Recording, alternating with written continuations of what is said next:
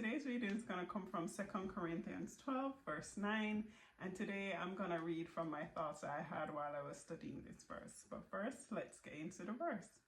And he said to me, "My grace is sufficient for you, for my strength is made perfect in weakness. Therefore, I most gladly will rather boast in my infirmities, that the power of Christ may rest upon me."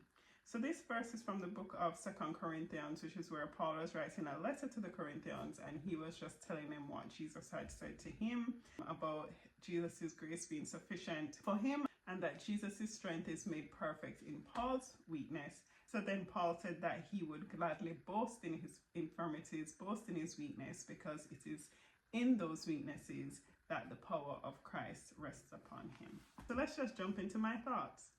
This verse is about relying on and resting in God's grace in our weakness. God's grace will carry us through illness, oppression, pain, physical weakness, emotional weakness, and spiritual weakness. Whenever we feel too weak to carry on, we can go another step and another step and another step, because God can come forth and take the lead. Our weakness and humility gives him room to be strong, to carry us through the storm, to give us peace, and to give us strength to continue. He is in charge. We can take pleasure in our weakness, because when we are weak, we are strong in Jesus Christ. God strengthens the shoulder to bear the load. God shows his strength through weaknesses. And when we are insufficient, God's grace is sufficient. Only when we are emptied can we be filled. And so when we're emptied, that's usually when we're in a state of weakness. And it is at that point that Jesus has all that space to fill now with his grace, with his glory, and with his love.